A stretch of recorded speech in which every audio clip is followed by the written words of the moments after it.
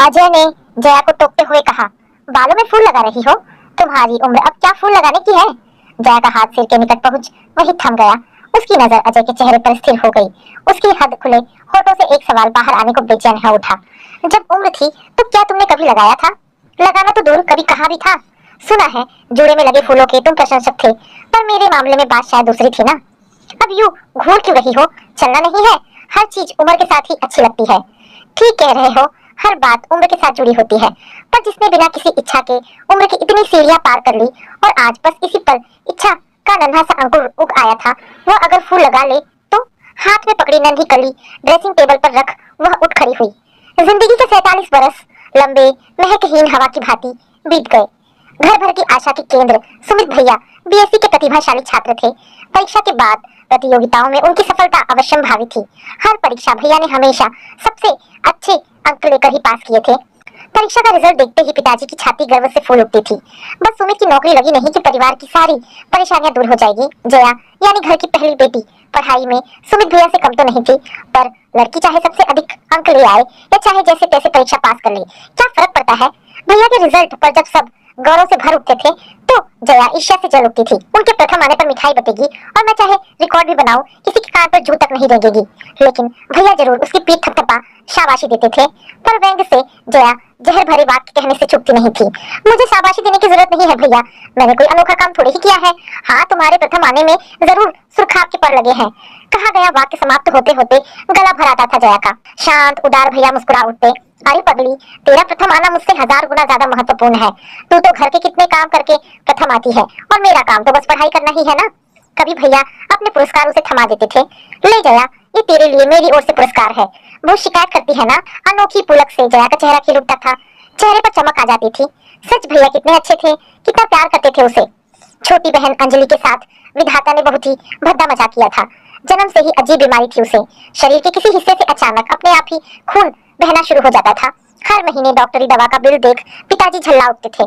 खत्म हो जाए तो झंझट मिटे, कहाँ से लाऊं इतने रुपए? विधाता को ना जाने क्या दुश्मनी थी जो ऐसी लड़की सिर पर डाल दी।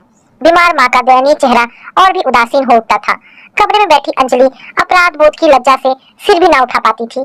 सच ही तो था, एक ऑफिस में मामूली क्लर्क, पिताजी की तनख्वाह ही कितनी थी। बड़े बेटे जया की पढ़ाई, उस पर अंजलि की कभी ना खत्म होने वाली बीमारी। ना जाने रोज अपने लिए इतना सब सुन खून बहाती अंजलि जी कैसे रही थी। अंजलि के जन्म के बाद से ही माँ भी ज्यादा करके अस्वस्थ ही रहती। बीमार बेटी की जन्मदात्री होने के अपराध को उन्होंने स्वयं होठ सीकर आजीवन झेला। बेटी की बीमारी पर आए खर्चे को देख माँ ने अपनी बीमारी को कभी जाना नहीं था। जया कभी छोटी बहन के प्रति ममता से भर उठती तो कभी अनावश्यक बोझ समझ झुंझला उठती। 16 वर्षीय जया हाई स्कूल की परीक्षा दे चुकी थी। साथ ही पढ़ रही सुनैना ने सब सहेलियों को घर बुलाया था। सहेली के घर के लॉन के चारों ओर खिले फूलों को देख जया मुग्ध हो उठी थी। इतनी सुंदरता, काश इस सुंदरता को वो हमेशा के लिए अपनी आंखों में समेट पाती। सहेली ने फूलों के प्रति उसका मुग्ध भाव पहचान एक अधखिली कली उसके बालों में लगा दी। सभी साथ की सहेलियां मुग्ध हो उठी। हाय जया, कितनी प्यारी लग रही है तू, हमेशा फूल लगाया कर, कितनी खिल रही है। काश जया भागकर आईने में अपने को निहार पाती। हर्षित जया ने पहली बार फूल लगाने का सुख जाना था। काश उसके घर में भी ढेर सारे फूल होते, वह रोज एक नए रंग का फूल लगाती। घर पहुंचते ही दरवाजे से डॉक्टर को वापस जाते देख आशंका से जया का दिल धड़क उठा था। बैठक में असहाय पेट दर्द की पीड़ा से चारपाई पर सुमित भैया छटपटा रहे थे। जया को देखते ही पिताजी गुस्से से बरस उठे थे। कहाँ गई थी? भाई घर में बीमार पड़ा है, ये कोई समय है घर लौटने का? तभी उनकी नजर बालों से झांकती अधखिली कली पर पड़ गई थी। ये क्या फूल लगाए घूमती है बेशरम? एक जोरदार थप्पड़ जया के मुंह पर पड़ गया था। दर्द से छटपटाते भैया कराहा उठे थे। नहीं पिताजी, माँ ने धीमे से उसे अपने आंचल में कर लिया था। गुस्से, अपमान, आक्रोश से जया का रोम रोम जल उठा था। जी चाहा था ढेर सारे फूल लाकर एक एक बाल में पिरो ले, पिताजी को दिखाए। पर क्या उस दिन के बाद कभी वह एक फूल भी लगा सकी? भैया को डॉक्टर ने अस्पताल में टेस्ट कराने की सलाह दी थी। दूसरे दिन पूरे चेकअप के बाद अगले दिन डॉक्टर ने गंभीर स्वर में पिताजी को जो कुछ बताया था उसका अर्थ था कि सुमित भैया की दोनों किडनी एकदम खराब हो गई है। क्या? पिताजी पर तो मानो वज्रपात हुआ था। ऐसी अविश्वसनीय बात पर वो कैसे विश्वास करे? इससे पहले तो सुमित ने कभी किसी तकलीफ की शिकायत नहीं की थी। जया को तब याद आया, अक्सर भैया के पेट में दर्द उठा करता था, बुखार भी शायद हो जाया करता था। माँ हींग अजवाइन का पानी उन्हें पिलाती थी। घर की स्थिति भैया से छिपी तो नहीं थी। कितनी बार असहनीय दर्द भी पेट खराब है का बहाना बना भैया झेल जाते थे। पिताजी तब यही आदेश देते, सुमित का पेट ठीक नहीं है, खाना नहीं खाएगा। कभी पेन किलर दवाएं स्वयं खा भैया पढ़ने में जुट जाते थे। परिस्थिति की गंभीरता जया को कुछ कुछ समझ में आ गई थी। किडनी खराब होने के परिणाम वह हाई स्कूल में पढ़ चुकी थी। भैया का उदास बुझा चेहरा देख वह रो उठती थी। कहाँ गया वह तेजस्वी चेहरा। भैया ने अपनी इस बीमारी को भी कितनी शांति से झेला था। अस्पताल में निःशब्द पड़े भैया छत निहारते रहते थे। भैया की बीमारी से पिताजी असमय बूढ़े हो गए थे। माँ का चेहरा सूख के काला हो गया था। इन सबके बीच में अंजलि की बीमारी की सुध ही नहीं रह गई थी। एक दिन अचानक जया की नजर अंजलि पर पड़ गई थी। पाँव से बहते खून को कपड़े से पोंछती अंजलि के आंसू बह रहे थे। करुणा और ममता से जया का मन भर आया। इतना खून बह रहा है, अंजू बताया क्यों नहीं? बचपन से जया छोटी बहन का नाम का उच्चारण अंजू ही करती आई थी। कई दिनों से अपना दुख अपने में पीती अंजलि बहन से लिपट रो पड़ी थी। मैं मर जाऊं दीदी, पर भैया अच्छे हो जाए। ऐसा नहीं कहते पगली, भैया जरूर अच्छे हो जाएंगे। भगवान, इतना अन्याय कभी नहीं हो सकता। अंजू, दोनों बहनें लिपट कर रो पड़ी थी। माँ भैया की चारपाई के पास से एक पल को भी नहीं उठती थी। पिताजी अस्पताल के चक्कर लगाते सूख रहे थे। प्रोविडेंट फंड से उधार ले घर गिरवी रख भैया को दिल्ली ले जाया गया। डॉक्टरों ने तुरंत किडनी ट्रांसप्लांटेशन की राय दी थी। अगर भैया के शरीर ने नई किडनी स्वीकार कर ली तो बचने की संभावना हो सकती थी। माँ का जर्जर शरीर और पिताजी का हाई ब्लड प्रेशर देख डॉक्टरों की ऑपरेशन करने की हिम्मत नहीं थी। जया ने पूरे आत्मविश्वास से अपनी किडनी देने का प्रस्ताव रखा था। खून के परीक्षण तथा अन्य परीक्षणों से संतुष्ट डॉक्टरों ने ऑपरेशन की तारीख निश्चित कर दी थी। सब सुन भैया एक पल जया के चेहरे को देखते गंभीर हो उठे थे। नहीं पिताजी, ये ठीक नहीं है। एक की जान बचाने के लिए दूसरे का बलिदान नहीं होना चाहिए। छी, क्या कह रहे हो भैया? मैंने विज्ञान में पढ़ा है कि एक किडनी के सहारे मनुष्य बहुत आराम से जी सकता है। देखना, हम दोनों ठीक रहेंगे। तुम बिल्कुल मत डरो भैया। उस पल जया भैया की बड़ी बहन बन गई थी। प्यार से उसके सिर पर हाथ धर भैया ने आशीर्वाद दिया था। स्नेह से भैया की आंखें गीली होती थी। माँ पूरे समय रामायण का पाठ करती रहती थी। पूरे वातावरण में सन्नाटे की गूंज थी। ऑपरेशन का नियत दिन आ गया। दोनों भाई बहनों को ऑपरेशन थिएटर में ले जाया जाना था। नाते रिश्तेदार भी आ पहुंचे थे। डॉक्टरों ने पिताजी को बहुत आश्वस्त किया था। घबराने की कोई बात नहीं है, दोनों सगे भाई बहन हैं। रक्त संबंध होने पर शरीर किडनी स्वीकार कर लेता है। बाहर के व्यक्ति की किडनी शरीर कम स्वीकार करता है। ऑपरेशन थिएटर में जाने के पूर्व जया का दिल धक धक करने लगा था। कहीं ऑपरेशन के बीच वह मर गई तो, कहीं भैया ना रहे तो। पर भैया ने छीन स्वर में जैसे ही उसे पुकारा, जया डर तो नहीं लग रहा है? तो वह जोर से हंसती थी। मैं डरपोक नहीं हूँ भैया, देखना हम दोनों साथ दौड़ते घर पहुंचेंगे। तुम हार जाओगे। मैं तो हार चुका पगली, भगवान तुझे हमेशा विजय दे। नहीं भैया, फिर वही बातें, जाओ मैं नहीं बोलती। और दोनों हंस पड़े थे। होश आने पर जया को पास बैठी नर्स ही दिखाई दी थी। माँ कहाँ है?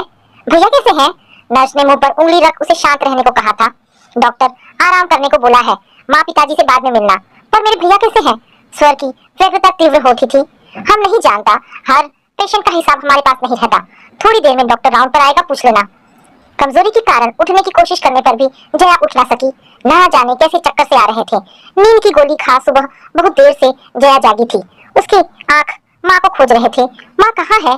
क्या भैया सीरियस है? पिताजी क्यों नहीं आए? नर्स उत्तर में मौन ही रही। तभी एक डॉक्टर ने कमरे में प्रवेश किया था। जया, तुम तो बहादुर लड़की हो। यूं चिल्लाने से तुम्हारे टाके टूट सकते हैं, जानती हो ना? मैं कुछ नहीं जानती, मुझे भैया के पास ले चलो। माँ पिताजी यहाँ क्यों नहीं आते? ठीक है, अभी तुम्हारी माँ को लाता हूँ, कहकर डॉक्टर जो गए तो आना ही भूल गए। जबरन नर्स ने गोलियां निकलवा दी और वह फिर नींद की गोद में जा सोई थी। शायद चौथे दिन पिताजी आए थे। एकदम सफेद चेहरे पर सूजी लाल आंखें देख जया चीख उठी थी। जीवित शव और किसे कहते होंगे। अस्पताल के बेड के पास खड़े पिता रुदन कर उठे थे। तेरा त्याग भी उसे न बचा सका बेटी, वह चला गया। हमारा सुमित हमें छोड़ गया बेटी। सुमित भैया, जया चीख कर रो पड़ी थी। आवाज सुन, डॉक्टर भागे आए थे। पिता को कंधे से पकड़ पास ही कुर्सी पर बिठाया था। अरे ये क्या कर रहे हैं मनोहर राज जी? अब तो अपनी इस बेटी का मुंह देखकर संतोष कीजिए, कहीं इसके टाके टूट गए तो मुश्किल हो जाएगी। इशारा पाते ही नर्स ने जया के हाथों में इंजेक्शन दे उसे शांत कर दिया। पूरे 14 दिन सोते जागते रोते बिताकर जया जब घर पहुंची तो माँ बिस्तर पकड़ चुकी थी। बेटे के लिए हाहाकार करती माँ के लिए जया माँ बन गई थी। अंजू अपनी बीमारी भुला अनभ्यस्त हाथों से किसी तरह माँ का पथ्य तैयार करती, आंचल से आंसू पोंछती जाती थी। जया के गले से लिपटकर जब वह रोई तो उसे संभाल पाना कठिन हो गया। हर संभव प्रयत्न के बावजूद माँ का स्वास्थ्य गिरता गया। पिता की झुर्रियां गहराती गई। अंजू का रक्त ना जाने किस मिट्टी से रिश्ता रहा। एक दिन सोते में दोनों बेटियों को बिलखता छोड़ माँ ने सब दुखों से विदा ले ली। माँ के बाद अंजलि के लिए जया ही माँ बन गई। पिताजी के बहुत कहने पर भी जया ने कॉलेज ज्वाइन नहीं किया। अंजू को कौन देखेगा, कॉलेज की प्रिंसिपल स्वयं घर चलकर आई थी। पूरे बोर्ड में दूसरा स्थान पाने वाली जया को अपना भविष्य यूं बर्बाद नहीं करना चाहिए। पिता उसे समझाकर थक गए थे, पर जया ने जीत ठान ली थी। मैं प्राइवेट पढ़कर परीक्षा दूंगी। घर के सब काम निपटा कमरे के कोने में लैंप जलाकर पढ़ती। जया के सामने सुमित भैया आकर बैठ जाते थे। फर्स्ट आना तो तेरा महत्व रखता है जया, देखना घर को तू ही तो संभाल रही है। वही शांत सौम्य चेहरा, वही हंसती सी मुस्कान याद कर जया सिसक पड़ती। तुम हमें क्यों छोड़ गए भैया? इंटरमीडिएट की परीक्षा जया ने प्राइवेट दी थी। प्रथम श्रेणी में जब उसने परीक्षा पास की तो सब उसकी भूरी भूरी प्रशंसा करते रहे, पर उसे शाबाशी देने के लिए उसके सुमित भैया कहाँ थे? रात भर आंसुओं से तकिया भिगोती जया सुबह उठकर सामान्य कामकाज में जुट गई थी। सब कुछ स्वादहीन एक रस्सा जीवन चलता रहा। जया ने बीए की परीक्षा भी पास कर ली। घर पर ही एमए की पढ़ाई शुरू कर दी थी। भैया उसे डॉक्टर बनाना चाहते थे, वह तो अब सपना था, पर एमए के बाद थीसिस लिख वह भैया की इच्छा जरूर पूरी करेगी। अंजलि ने अपना अस्तित्व दीदी में ही लीन कर दिया था। उसकी बीमारी डॉक्टरों ने लाइलाज घोषित कर दी थी, फिर भी इंजेक्शन और दवाइयां चल रही थी। ऑफिस में पिताजी की तबीयत खराब हो गई। खबर पाते ही जया भागकर अस्पताल पहुंची तो पिता की आंखों से आंसू बह रहे थे। हार्ट अटैक के साथ ही लकवे का भी असर हो गया था। बेटी के सिर पर सांत्वना का हाथ धर पानी की भी ताकत शेष नहीं रह गई थी। जया की 1 महीने की अथक सेवा पर पानी फेर उन्होंने इस संसार से विदा ले आंखें मूंद ली थी। इतनी बड़ी धरती पर रोगी बहन को सीने से चिपका जया स्तब्ध रह गई थी। अकेलेपन के एहसास से वह कांप उठी थी। पिता के ऑफिस से जया के लिए नौकरी का प्रस्ताव भेजा गया। बीमार बहन को छोड़कर जया ऑफिस कैसे जाए? पड़ोस की एक महिला बहुत ही आग्रह के बाद दिन में अंजलि के पास रहने को तैयार तो हो गई, पर अंजलि को वो बहुत अधिक घृणापूर्ण नजरों से देखती थी। एक दिन अपनी परेशानी का समाधान अंजलि ने स्वयं कर दिया। एक पत्र लिख अंजलि ढेर सारी नींद की गोलियां खाए चीर निंद्रा में लीन हो गई थी। दीदी, मेरे कारण तुम कितनी चिंता में रहती हो। मेरे जीवन का क्या कोई अर्थ है? काश भगवान ने न्याय किया होता तो भैया की जगह मैं जाती। मैं तुम्हारे लिए पैरासाइट होती जा रही हूँ। दीदी, तुम्हें भी जीने का, सांस लेने का अधिकार मिलना चाहिए। दीदी, तुम जल्दी शादी कर लेना और मेरे लिए दुखी मत होना। मैं सुख की तलाश में जा रही हूँ। तुम्हारी ही अंजू। अंजू शांत संयमी। जया गला फाड़ हाहाकार कर उठी। दुख सुख की साथिन उसकी अंजू भी आज चली गई। इस निस्सीम जगत में सब उसे अकेला छोड़ कहाँ चले गए? भैया, माँ, पिताजी और आज अंजू भी। घर का मोह घर वालों के साथ जा चुका था। प्रोविडेंट फंड का पैसा भैया और पिताजी की बीमारी में खत्म हो चुका था। घर पर एक नजर डाल जया ने उस घर से विदा ले ली थी। घर से जुड़ी यादों ने उसे उद्वेलित किया, पर मुंह फेर आंचल से आंसू पोंछती नए ठिकाने की ओर चल दी। वर्किंग गर्ल्स हॉस्टल के कमरे में बैठी जया घंटों शून्य में निहारती रह जाती। जया के आसपास के कमरों की लड़कियां उसे सन की समझती। जया के पास किसी बात के प्रतिवाद का समय भी तो नहीं था। जो वह झेल चुकी थी उसके अलावा कुछ और सोच पाने का उसे साहस ही न था। जया विवाह योग्य हो चुकी थी, ये सोचने वाला ही कौन था? परिवार के कुछ भाई बंधु पिता की मृत्यु पर हमदर्दी जताने के बहाने यही पता लगाते रहते कि घर में क्या कुछ बच रहा है। सच्चाई जान सबने चुपचाप विदा हो जाने में ही भलाई समझी थी। जवान लड़की की जिम्मेदारी कौन उठाए? मशीनी ढंग से सुबह ऑफिस जाना और शाम 5:30 या 6 बजे वापस हॉस्टल पहुंचना। खाने के नाम पर जया कभी चाय के साथ सूखी ब्रेड निकल जाती तो कभी भूखी ही सो जाती। अनजाने गुपचुप किसी हितैषी संबंधी ने उसके कानों में यह बात डाल दी थी कि लाख कोशिशों के बावजूद कोई लड़के वाला उस जैसी मनहूस लड़की को स्वीकार करने को तैयार नहीं है। सबको खत्म करके पिता का राज्य पाया है। पीड़ा से जया तिलमिला उठी, पर प्रतिक्रिया किस पर करे? ऑफिस में साथ की लड़कियों से भी उसने बात करनी बंद कर दी थी। कोई उसे घमंडी कहता तो कोई सिरफिरी। इसीलिए जब सहयोगी देव ने उसकी ओर सहानुभूति का हाथ बढ़ाना चाहा तो जया ने रुखाई से झटक दिया। उसे किसी की दया नहीं चाहिए। देव ने कई बार समझाना चाहा। वह उसकी मनस्थिति समझता था, उसकी प्रतिभा का आदर करता था और इन सबसे ऊपर उस असाधारण बुद्धि वाली चुपचाप लड़की के प्रति आकर्षित था। जया की उदासीनता वह विश्वासपूर्वक झेल रहा था, पर तभी किसी और शहर में उसके ट्रांसफर की सूचना आई थी।